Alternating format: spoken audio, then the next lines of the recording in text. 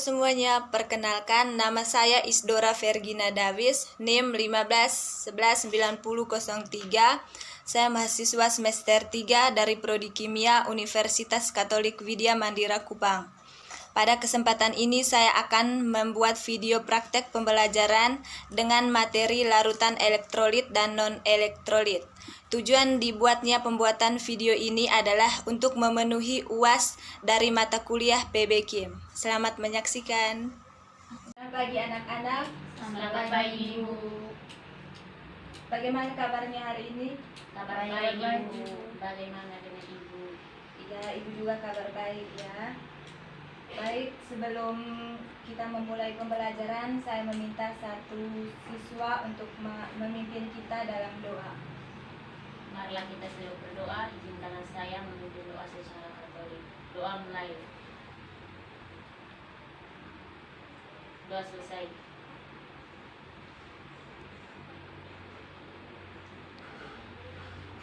Sebelum Ibu mau menjelaskan materi, Ibu mau absen dulu ya. Elizabeth Kurniati, Hadir Ibu. Kristina Nirmayanti, Hadir Bu.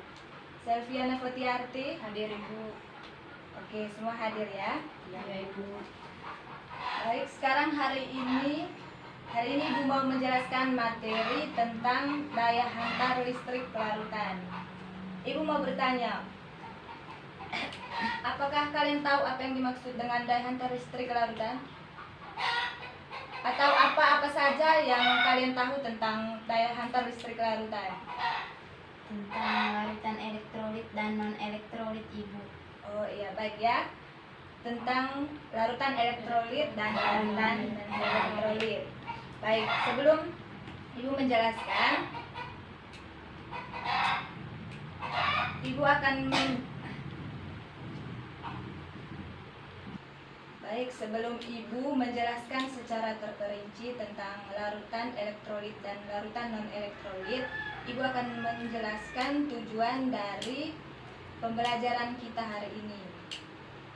Tujuan dari pembelajaran tentang daya hantar listrik larutan ini yaitu untuk mengetahui apakah suatu larutan itu dapat menghantarkan arus listrik atau tidak.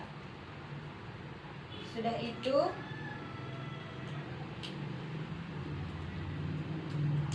agar kita bisa mengetahui pengertian dari larutan elektrolit dan larutan non-elektrolit serta contoh-contoh dalam kehidupan kita sehari-hari. Yang pertama, Ibu mau menjelaskan tentang larutan. Sebelum Ibu menjelaskan, ada yang tahu apa itu larutan? Tidak tahu Bu. Baik ya, Ibu jelaskan. Larutan itu adalah campuran antara zat terlarut dengan pelarut. Zat terlarut itu contohnya itu gula, garam. Apakah kalian pernah buat air teh? Pernah Nah, Ibu. ya, itu larutan atau air teh itu termasuk dalam larutan. Zat terlarutnya itu adalah gula karena gula itu dapat larut di dalam air, sedangkan pelarutnya itu adalah air sendiri. Kemudian yang kedua adalah larutan elektrolit. Larutan elektrolit itu terbagi ke dalam dua bagian. Yang pertama elektrolit kuat dan yang kedua elektrolit lemah. Elektrolit kuat itu adalah senyawa yang mampu menghantarkan arus listrik secara sempurna. Maksudnya di sini, larutan elektrolit ini dia bisa menghasilkan nyala lampu, atau dengan kata lain, elektrolit kuat dapat menghantarkan arus listrik. Contoh dari elektrolit kuat ini adalah garam NaCl, HCl, asam kuat dan basa kuat. Contoh dalam kehidupan sehari-hari kita adalah larutan garam. Jadi kalau kita melakukan percobaan, garam itu dapat menghantarkan arus listrik. Dan ciri-ciri dari larutan elektrolit kuat itu, yang pertama, Energi ionisasinya yaitu sama dengan 1. Yang kedua, terdapat gelembung gas yang banyak. Yang ketiga, nyala lampu itu terang.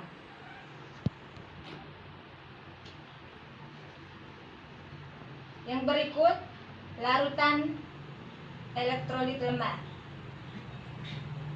Larutan elektrolit lemah itu larutan yang dapat menghantarkan arus listrik tetapi lemah.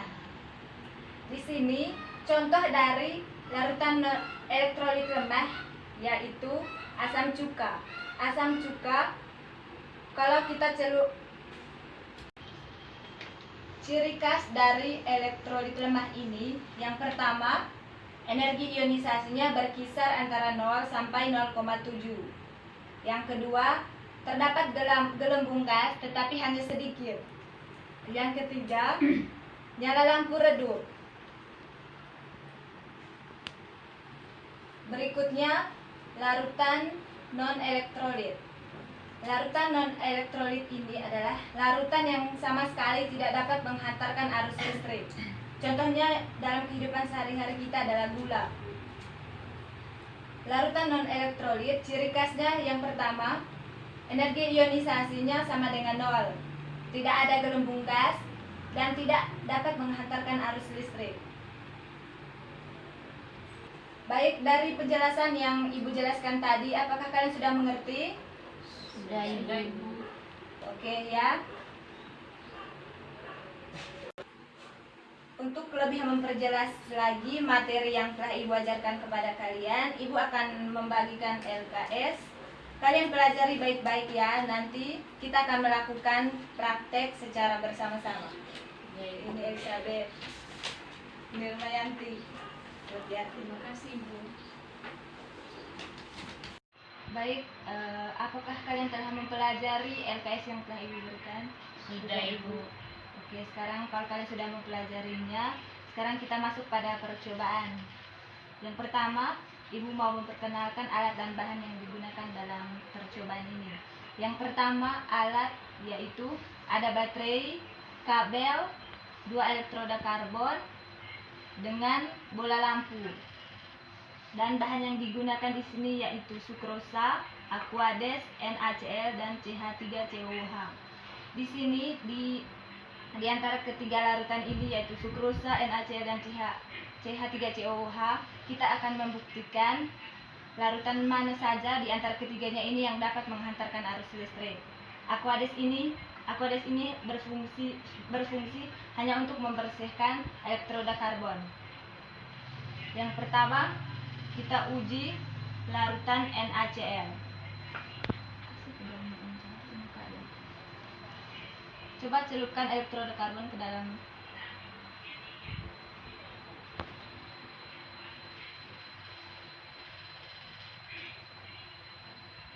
Kita lihat di sini, ketika elektroda karbon dicelupkan ke dalam NaCl, di sini terbentuk gelembung gas yang sangat banyak dan nyala lampu terang. Ini membuktikan bahwa larutan NaCl termasuk ke dalam larutan elektrolit yang kuat.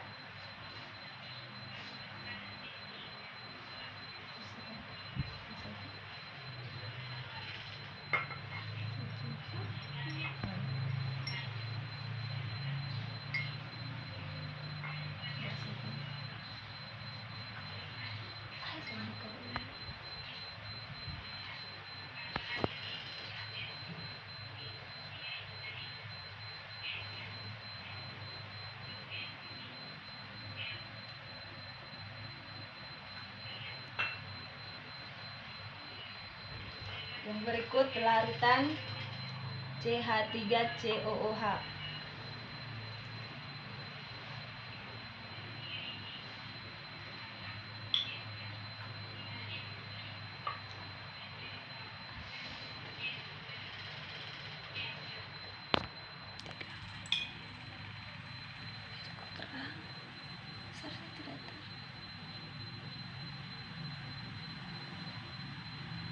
Tapi dia gelembungnya sedikit. Tuh.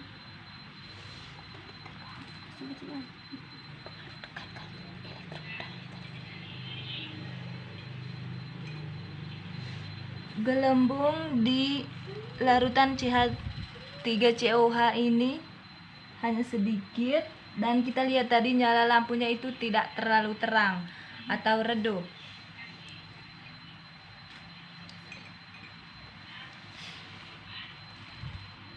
Ini membuktikan bahwa larutan CH3COH ini termasuk ke dalam larutan elektrolit lemah.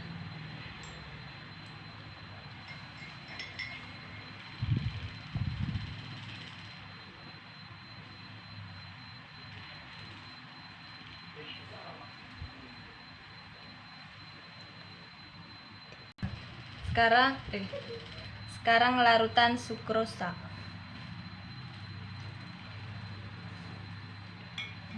Kita lihat ketika elektroda karbon dicelupkan ke dalam larutan sukrosa, di sini tidak ada gelembung gas dan juga lampu tidak menyala. Ini membuktikan bahwa larutan sukrosa ini termasuk ke dalam larutan non-elektrolit.